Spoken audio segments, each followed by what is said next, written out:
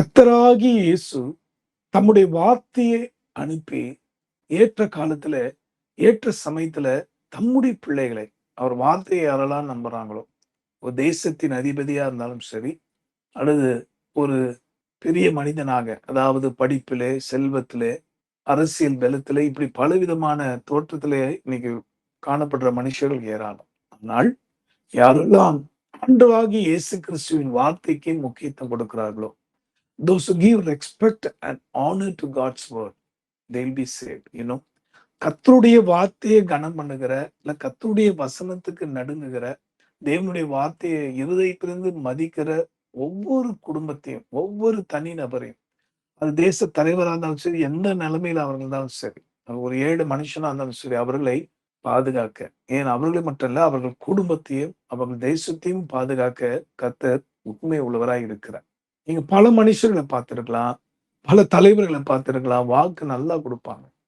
இதை செய்வேன், அதை செய்வேன். ஆனா கடைசியில ஐ எம் சாரின்னு சொல்லிட்டு போறக்கூடியவங்க தான் இந்த பூமியில ஏறா.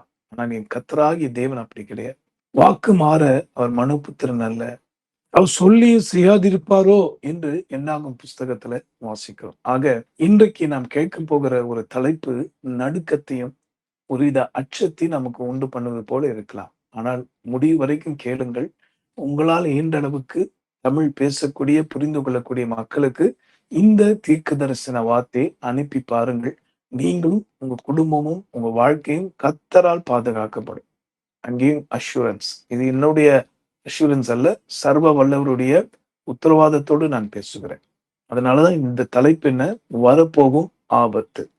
உங்களுடைய புரிதலுக்காக, உங்களுடைய காரியங்களை குறித்து தேவன் என்ன இடைப்படுகிறார் என்பதை அறிந்து கொள்ளும் முன்பாக, இதோ உங்களுக்காக ஒரு சிறிய காட்சிகளை நான் காண்பிக்கிறேன். ஜெபத்தோடு அதை பார்ப்பீங்களா?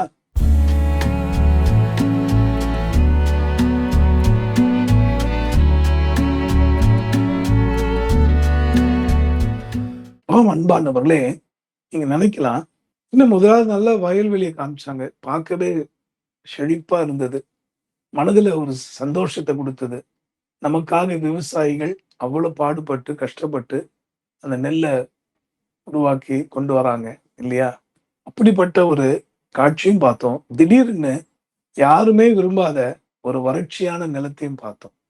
அதை பார்த்த உடனே நமக்கு பரிதாபம் உண்டாயிற்று. இவ்வளவு செழிப்பா இருந்த நிலம், அல்லது இவ்வளவு செழிப்பா காணப்பட்ட காரியம் இவ்வளவு ஒரு வறட்சியா இருக்கே, இது என்னவா இருக்குமோ என்று நீங்க யோசிக்கிறீங்க. உடனே நீங்க நினைக்கலாம், வருகைக்கு முன்பாக இதெல்லாம் நடக்கக்கூடிய காரியம் தானே. என் அன்பானவர்களே, உங்களுடைய புரிதலுக்காக நான் மறுபடியும் சொல்றேன், உலகத்திலே வரப்போகிற காரியங்களை தீங்கை யாரும் தடுக்க முடியாது. ஆனா தீமைய நன்மையா மாற்றுகிற வல்லமை கொண்ட கர்த்தர் தமது வார்த்தையை அனுப்பி தம்முடைய பிள்ளைகளை காக்க வல்லவர். ஆக வரப்போகிற ஆபத்து என்னன்னா, ஒரு பெரிய வறட்சி வரப்போகுதுங்க. அந்த வறட்சிய எப்படி நம்ம ஜெயிக்கலாம் என்பதை தான் இப்ப உங்களுக்கு சொல்ல போறேன்.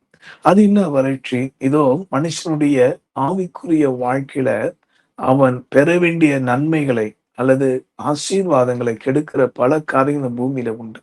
ஆக those who neglect the word of God, they'll be in danger. யாரெல்லாம் கர்த்தருடைய வார்த்தையை புறக்கணிக்கிறார்களோ, அல்லது வேண்டாம் என்று புறவே தள்ளுகிறார்களோ, அல்லது எங்களுக்கு இதெல்லாம் நம்பிக்கை இல்லை சார் அப்படின்னு சொல்லிட்டு போறாளோ, அவர்களை யாரும் காப்பாற்றவே முடியாது. நான் மறுபடியும் சொல்றேன், நீ நம்புகிற எந்த தலைவராலும் உன்னை காப்பாற்ற முடியாது. நீ நம்புகிற எந்த பணத்தாலும் பதவியாலும் உன்னை பாதுகாக்க முடியாது. மறுபடியும் சொல்றேன், என் தேவன் யாரையும் மிரட்டுகிறவரோ பயமுறுத்துகிறவரோ அல்ல. ஆனால் நீதியின் தேவன். He is a Lord of righteous. அவர் நீதியின் தேவன், கரையற்றவர், பரிசுத்தர், கபடமற்றவர், கரையற்றவர். என் அருள்நாதர் இயேசு ஒருவர் தான். ஆக அவர் என்னோடு பேசினார், என் மகனை என் பிள்ளைகளுக்கு சொல்லிக் கொடுப்பார்.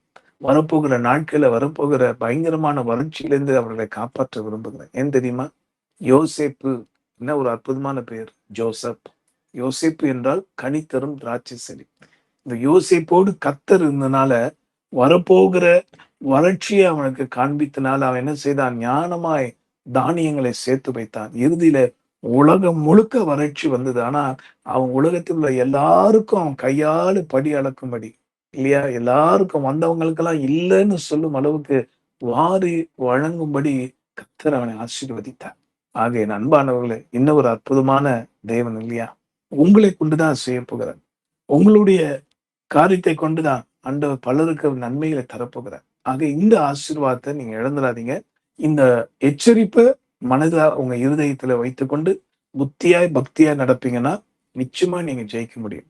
மறுபடியும் சொல்றேன், வரப்போகும் ஆபத்து என்ன தெரியுமா? ஆமோஸின் புஸ்தகத்துல 8ஆம் அதிகாரம் 11ஆம் வசனம் மற்றும் 12ஆம் வசனத்தை இப்ப நம்ம வாசிக்க கேட்க போகிறோம். Amos chapter 8 versus 11 and 12. இதோ, நான் தேசத்தின் மேல் பஞ்சத்தை அனுப்பும் நாட்கள் வரும். ஆகாரம் குறைவினால் உண்டாகிய பஞ்சம் அல்ல, ஜலக்குறைவினால் உண்டாகிய தாகமும் அல்ல. கர்த்தருடைய வசனம் கேட்க கிடையாத பஞ்சத்தை அனுப்புவேன் என்று கர்த்தராகிய ஆண்டவர் சொல்லுகிறார். வசனத்தை கேட்கக்கூடாதபடி அல்லது வசனத்துக்கு குறைபாடுகள் இதை போன்ற வெளிப்பாடோடு வசனத்தை தெளிவாய் சொல்லி உங்களை வருகைக்கு ஆயத்தப்படுத்த அல்லது உங்களை தேவனுக்கு என்று கனி கொடுக்க வைக்க அல்லது உங்களை கடைசி வரைக்கும் கத்தருக்குள்ள பக்தியா புக்தியா நடத்தி பரிசுத்தத்தை காத்து அந்த பரலோக ராஜ்யத்துல ஒரு பெரிய குழுவாக அல்லது தேவ கிருபினால் ஒரு பெரும் கூட்டத்தோடு செல்ல பயன்படுத்துகிற தேவனுக்கு நான் மகிமை செலுத்துகிறேன். ஆனால் நீங்க தேடுவீங்களா ஒரு காலகட்டத்துல அந்த ஆகாரத்தினாலோ தண்ணீர்னாலோ அல்ல, வரப்போகிற பஞ்சம் வசனம் வேத வாக்கியங்கள். அன்பானவர்களே, இதை பார்க்கும்போது கூட நீங்கள் வேடிக்கையா சிரிப்பது போல் தெரியும். சின்ன உதாரணம் சொல்றேன். இன்னைக்கு வாட்ஸ்அப்ல என்ன நடக்குது, டியூ டு சம் ரெஸ்ட்ரிக்ஷன்ஸ் என்ன பண்ணிட்டான்னா, அநேகர் தொடர்ந்து கர்த்தருடைய வார்த்தை அனுப்ப முடியாதபடி அவங்க பர்பஸா கிறிஸ்தவத்துக்கு விரோதமா செய்யறாங்க, நான் சொல்லல. யாரோ எங்கேயோ செய்யற ஒரு பிரச்சனைய ரொம்ப தந்திரமா எல்லார் மேலயும் போடுறாங்க. இந்தியாவுல 140 கோடி பேர்ல 50 கோடி பேர் மேல இன்னைக்கு வாட்ஸ்அப் பயன்படுத்துறாங்களாம். ஆனா அவங்க எல்லாருமே இன்னைக்கு என்ன ஆயிட்டு சகலத்தின் நன்மையா பயன்படுத்த முடியாதபடி சிலர் தங்களுடைய வியாபார பெருக்கத்துக்காக செய்வாங்க, சிலர் தங்களுடைய கோபத்தை எரிச்சலை காட்டி செய்வாங்க. ஆனா தேவனா அபிஷேகப்பட்டவர்கள் பாரத்தோட தரிசனத்தோட இருக்கிறவங்க மக்களுடைய கண்ணீர் துடைக்கப்படணும், மக்கள் ஆறுதல் படணும், ஏற்றப்படணுக்காக தான் அதை பயன்படுத்துறாங்க. ஆனா இன்னைக்கு என்ன ஆயிருக்கு, நாள்பட ஃப்ரீயா பயன்படுத்த வேண்டிய அந்த காரியத்தை அளவில்லாம அன்லிமிட்டடா பயன்படுத்த வேண்டிய அந்த காரியத்தை என்ன பண்ணிட்டு வராங்க, குறைச்சிக்கிட்டே வராங்க. இதோட அர்த்தம் என்னன்னா, நான் 1000 பேருக்கு அனுப்ப வேண்டிய மெசேஜ் இப்போ 100 பேருக்கு தான் அனுப்ப முடியும். ஒரு உதாரணத்துக்கு நான் சொல்றேன். அதே போல இன்றைக்கு வசனத்துக்கு பஞ்ச காலம் வரும். சபை ஐக்கியத்தை இன்னைக்கு நிறைய பேர் புறக்கணிக்கிறாங்க. அதனால அவங்க தேவனுடைய வசனத்தை கேட்பது அரிதா இருக்கு இல்லையா? அத தொடர்ந்து நம்ம 12ஆம் வசனத்தை வாசிக்கலாமா? Amos chapter 8 verse 12. அப்பொழுது அவர்கள் கர்த்தருடைய வசனத்தை தேட ஒரு சமுத்திரம் தொடங்கி மறு சமுத்திரம் மட்டும், வடதிசை தொடங்கி கீழ்திசை மட்டும் அலைந்து திரிந்தும் அதை கண்டறியாமற் போவார்கள். பாருங்க, ஒரு சமுத்திரம் ஒரு டைரக்ஷன்ல இருந்து இன்னொரு டைரக்ஷன், வடக்குல இருந்து மேற்கு, தெற்கு, கிழக்குன்னு இப்படி பல டைரக்ஷன்ல இருந்து அவங்க தேடுவாங்களாம். எதுக்காகன்னா வசனத்துக்காக. ஆனா கண்டடையாமல் போவார்கள். எவ்வளவு பரிதாபம். அப்போ யாருக்கு இந்த பயங்கரம் வரப்போகுது தெரியுமா? தாவீது தன் அனுபவத்துல பார்த்ததை சொல்றார். Psalms 119 verse 53. இதை நீங்க வாசிச்சீங்கன்னா உங்களுக்கு தெரியும். சங்கீதம் 119ல 53ஆம் வசனத்தை வாசிக்கலாமா? உமது வேதத்தை விட்டு விலகுகிற துன்மார்க்கரின் நிமித்தம் நடுக்கம் என்னை பிடித்தது. யார துன்மார்க்கன்னு தாவீது சொல்றாரு? கத்தி எடுத்து போய் 4 பேரை வெட்டுறானே, அல்லது கூலிப்படையா பணத்துக்காக ஓடி வெற்றா கொலை செய்றானே, அல்லது தந்திரமா மக்களோட உயிரை பறிக்கிறானே, அதெல்லாம் ஒரு வகையான துன்மார்க்கரா இருந்தாலும், இங்க சொல்லப்பட்டிருக்க துன்மார்க்கர் those who neglect the word of God. Bible கையில வச்சுட்டு பைபிளுக்கு மரியாதை கொடுக்காதவர்கள், பரிசுத்த வேதாமத்தை பற்றி அறிந்தும் அந்த பரிசுத்த வேதத்துக்கு உட்பட்ட ஜீவி செய்ய மறுதலிக்கிறவர்கள், அது மறுக்கிறவர்கள். இன்னைக்கு பேதுரு ஒரு காலத்துல மறுதளித்தார். ஆனா கர்த்தர் அழைத்த போது மறுபடியும் உயிர்ப்பிக்கப்பட்டார். என் அன்பானவர்களே, I remove the spirit of backsliding right now in Jesus name. பின்மாற்றத்தின் ஆவி இப்ப கடிந்து கொள்ளப்படுவதாக. இங்க சொல்லப்பட்டிருக்க வறட்சி எதை குறிக்குதுன்னா, கர்த்தருடைய வார்த்தையை தெரிந்தும் நெக்லெக்ட் பண்ணக்கூடிய அல்லது புறக்கணிக்கிறவர்கள். இன்னைக்கு இந்த வார்த்தை கேட்கிற அன்பர்களே, இன்று ஒருவேளை நீங்க சிரித்து பேசி மகிழ்ந்து கொண்டிருக்கலாம். எந்த யூடியூபை தொட்டாலும் வேண்டிய டாபிக்ல வசனத்தை கேட்டுக்கலாம். ஆனா நாள் வரும், இதே டெக்னாலஜி பயன்படுத்தி உங்களை பிளாக் பண்ணி போட போறாங்க. கர்த்தர் சொல்ல தீர்க்க தரிசனம் இது. இன்னைக்கு இதே டெக்னாலஜி பயன்படுத்தி பல புரட்சியை செய்கிறார்கள். யாருமே நினைக்க முடியாத, நிதானிக்க முடியாத ரிசல்ட் எல்லாம் இன்னைக்கு பல தேசங்கள்ல வருது. வாலிபர்கள் மத்தியில வந்து கொண்டிருக்கு. நான் என்ன சொல்றேன், இன்னைக்கு கர்த்தருடைய வார்த்தைக்காக நீங்க எழும்பலனா, தேவனுடைய வசனத்து மேல் பற்று கொண்டவர்களை எழும்பலனா, எவ்வளவு அதிகமா கர்த்தருடைய வார்த்தையில இரவும் பகலும் தியானிக்கிறீங்களோ, மறுபடியும் சொல்ற உங்களை, உங்கள் பிள்ளைகள், உங்கள் வருங்கால சந்ததியும் கர்த்தர் பாதுகாப்பு. ஆக வரப்போகிற ஆபத்து சபைகளுக்குள்ளாய் இருக்கிறது. வரப்போகிற ஆபத்து தேவனுடைய வார்த்தையை மதியாதவர்களுக்கு இருக்கிறது. வரப்போகிற ஆபத்து வேத வசனத்தை அறிந்தும் கீழ்ப்படிய மனதில்லாமல் தன் மனம் போன போக்கில் வாழக்கூடிய மாய்மாக்காளர்கள் வரப்போகிறது. வரப்போகிற ஆபத்து துன்மார்க்கர்கள் அவர்கள் குடும்பத்தையும் அவர்கள் தேசத்தையும் நிச்சயம் ஆளுகை செய்யும். ஆனால் யாரெல்லாம் தன் வசனத்துக்கு நடுங்குகிறார்களோ அவர்களை கண்ணோக்கி பார்க்கிற கர்த்தர் நிச்சயம் அவர்களை பாதுகாக்க வல்லவராயிருக்கிறார். ஆக இந்த வரப்போகிற ஆபத்திலிருந்து நாமும் நம்முடைய பிள்ளைகளும் நம்முடைய குடும்பத்தாரும் நம்முடைய சபையாரும் நம்முடைய தேசத்தாரும் தப்பிக்க தேவனை நோக்கி கெஞ்சுவோமா? எல்லாரும் கேட்க தாவீதை போல, ஆண்டவரே உங்களுடைய வேதத்தின் மேல் நான் பற்றுதலா இருக்கிறேன். நான் எவ்வளவு பிரியமா இருக்கிறேன். உங்களுடைய வார்த்தை எனக்கு தேனிலும் மதுரமானது. ஆகிய நண்பானவர்களே, கண்களை மூடி நாம் ஜெபிப்போமா? அன்புள்ள ஆண்டவரே, வரப்போகும் ஆபத்து என்று நீ சொன்னீர். இந்த ஆபத்தை குறித்து அக்கறை இல்லாமல் அல்லது புத்தி இல்லாமல் பேசிக்கொண்டிருக்க மனிதர்களை நீ மன்னிப்பீராக. நாளின் கூட யார் துன்மாக்கர்கள்? பிறருடைய உயிரை வாங்குறது மாத்திரமல்ல, தன் உயிர் போய் கொண்டிருப்பதை, நரகத்தை நோக்கி போய் கொண்டிருப்பதை அறியாதபடி இன்றைக்கு கர்த்தாவே உம்முடைய வசனங்களை நெக்லெக்ட் பண்ணக்கூடிய சயின்ஸ் இஸ் வெரி இம்பார்ட்டன்ட். நான் இல்லை சொன்னா அதை தந்த தேவன் நான் மகா பெரிய உம்முடைய வார்த்தையினாலே சகலத்தை நீ சிருஷ்டித்தீரப்பா.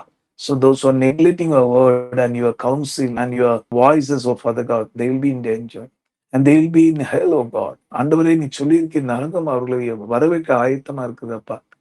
ஒரு அத்தவா நரகத்துக்கு போகணும் என்று நீ விரும்பல சுவாமி. எவ்வளவு பெரிய வெளியேறப்பட்ட ரத்தத்தை சிந்தினீர். எங்களுக்காக எவ்வளவு பாடுபட்டு உங்களுடைய ஜனங்களுக்கு கண்களை திறந்தரும் சுவாமி. கண்களிலிருந்து வடிகிற கண்ணீரை தொடு. இப்பொழுது ஆத்ம பாரத்தோடு செபிக்க பரிசுத்தத்தை காத்துக்கொள்ள அந்த வசனத்து பஞ்ச காலம் வரப்போகிறது. ஆண்டவரே, என் தேவன் பாதுகாப்பீரார். இப்பொழுதே ஒவ்வொருடைய வாழ்க்கையில இருக்க அந்த வறட்சி தன்மையை நீக்கி செழிப்பாக்கும் ஆண்டவரே. எப்படி ஒரு பச்சை பசேல் இருக்க வயல்வெளி ஆண்டவரை மக்களுக்கு நெல்லை தந்து உணவை அளிக்கிற அந்த வயல் ஆண்டவரை காஞ்சி போனா எப்படி கஷ்டப்படுவாளோ, வறட்சி வருமோ, அதை காட்டிலும் ஆவிக்குரிய வறட்சி வரப்போகிறது. ஆகவே புத்தி இல்லாமல் பேசுகிற, ஆண்டவருடைய வார்த்தைக்கு விரோதமாய் நடக்கிற, கர்த்தருடைய ஆலோசனைப்படி நடக்க அப்போஸ்தலர் காலத்தில் சொல்லப்பட்ட உபதேசத்தை நான் நெக்லெக்ட் பண்ணக்கூடிய அல்லது நூதனமான வணக்கங்களையும் காரியங்களும் செய்து இன்றைக்கு மக்களையும் தங்களையும் கெடுத்து கொண்டிருக்கிற ஆண்டவரை பொல்லாதவர்களுக்கு உங்களுடைய ஜனங்களுக்கு அப்படிப்பட்ட துன்மார்க்கர்கள் எங்கள் சபைக்குள், எங்கள் தேசத்துக்குள், எங்கள் வீட்டுக்குள், எங்கள் வாழ்க்கைக்குள், ஏன் எங்கள் இருதயத்துக்குள் வந்து விடாதபடி கர்த்தர் காப்பாற்றும் அப்பா. தகப்பனே, உங்களுடைய மன்னாவை குறித்த உங்களுடைய வசனங்களை குறித்த அறிவை இன்னும் தார். கிருபை பாராட்டும். ஜீவாதிபதியே ஸ்ரீ மூலமாய் வேண்டுகிறோம் நல்ல பிதாவே, ஆமென். நீங்கள் ஒவ்வொருவரும் நல்ல கனித்தரும் திராட்சை செடியாகிய யோசேப்பாய் மாற கர்த்தர் விரும்புகிறார். God going to call you as Joseph. உங்கள் ஒவ்வொருவரையும் கர்த்தர் யோசேப் என்று அழைக்கிறார். கனித்தரும் திராட்சை செடி. எந்த சூழ்நிலையிலும் நாட்களிலும் எவ்வளவு வறட்சி வந்தாலும் நீங்களும் போஷிக்கப்படுவீங்க. உங்களால பலர் போஷிக்கப்படுவாங்க. ஆக வரப்போகிற ஆபத்துக்கு நம்மை காப்பாற்றிக் கொள்வோம். God bless you.